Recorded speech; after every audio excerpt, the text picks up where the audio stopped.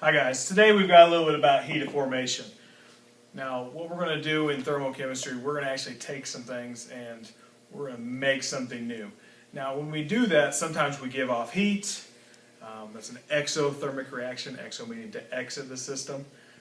Sometimes we have to take in heat to get the reaction to go. The reaction just does not take place unless we add heat to it. That is going to be an endothermic reaction. It absorbs the heat. So what we have here is we have a couple of little terms we need to go through here. One of them is delta H. Okay, now this delta H, that's a change in enthalpy. Now enthalpy is the amount of heat contained in an object at a constant pressure. So I think that's one of your web assigned problems. Just answered it for you. You're welcome. Alright, what we have here is we have a reaction. Now it's very important that we have everything balanced. So this is a balanced equation. If you have to balance it, if you screw up, there's another shot of, hey, we screwed up because we can't balance equations. But in this equation we have ammonia gas, oxygen gas, methane gas, and that makes hydrogen cyanide gas and water vapor, which is a gas. So everything is going to stay in a gaseous state here. That's going to be very beneficial to us. Now, we are going to figure out how much energy is on the product side and how much energy is on the reactant side. Oh, excuse me, did I say that backwards? Look how, Zach, you're supposed to correct me on that. Reactant side, product side. Now, you will get one of these handy dandy sheets here. It's going to go through and it's going to give you all this information. There's a column that's marked delta HF for formation. Okay, but what I've done is I've written all these down ahead of time. Now it's very important that you look at the things like gas, liquid, solid, because they are different numbers. So when I looked it up, I found ammonia, and ammonia has a constant of negative 46 kilojoules per mole. Okay, how many moles do I have? I have 2, so that gives me a number of negative 92 kilojoules total, so I can get rid of that. Alright, an important rule. If you have the elemental form of something, it is a big fat honkin' 0. So, oxygen gas is the elemental form of oxygen, so this is 0. There's nothing there. Okay, you'll be looking for something and it won't be there. Try to remember elemental form. You don't need to know it. Okay, methane gas. Methane gas is negative 75 kilojoules per mole. I have 2 of them as well, so I have a grand total of 150 in the negative direction kilojoules. So I can get rid of that. Okay, so let's go ahead and break it down, since this is a good place to break it down. I have my reactants over here. I have a negative 92 and I have a negative 150. So I have a grand total on this side of negative 242 kilojoules. Okay.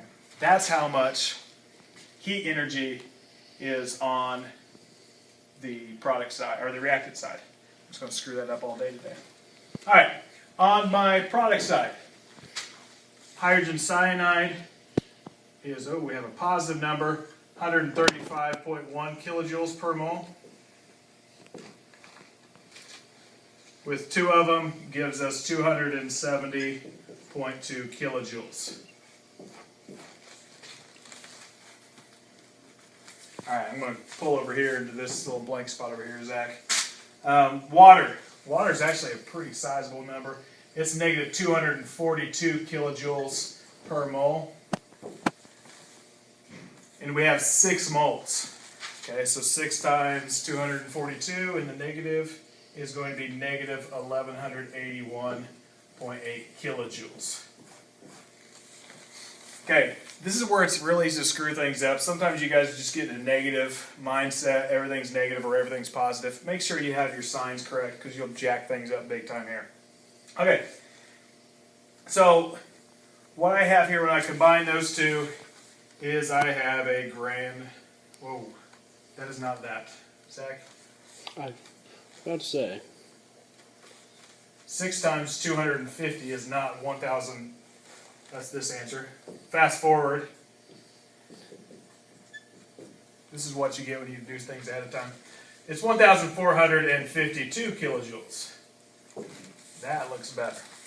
Now, when I add this to that, that's where I get the 1,181.8 kilojoules. So, that is an important number. Sorry if I made you guys erase something at home. Alright, so what I'm looking for now is the difference. I have negative 242 on this side. I have negative 1181.8 on this side. You guys will ask me, well, which one do I subtract from which one? Just look at the difference. How far apart are they? Okay, it's like when you're doing number lines. Whenever you do negative numbers, you guys screw stuff up when you try to put it into some sort set formula. How far apart is negative 242 and negative 1,181? Okay, so if I put those on the timeline or a number line, what I would find out is that they are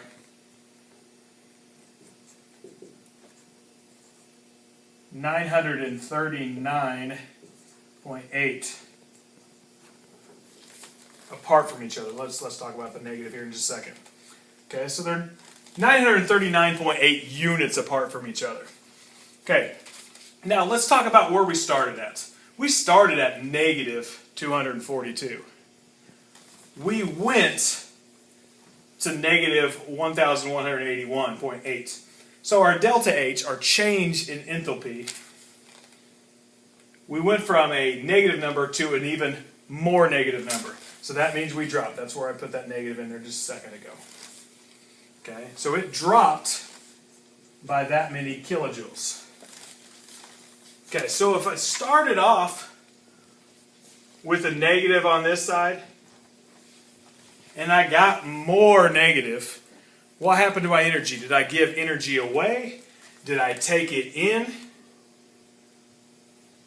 And what we see here is the energy that was here is now gone. We have given that energy away. We have a delta H that is negative.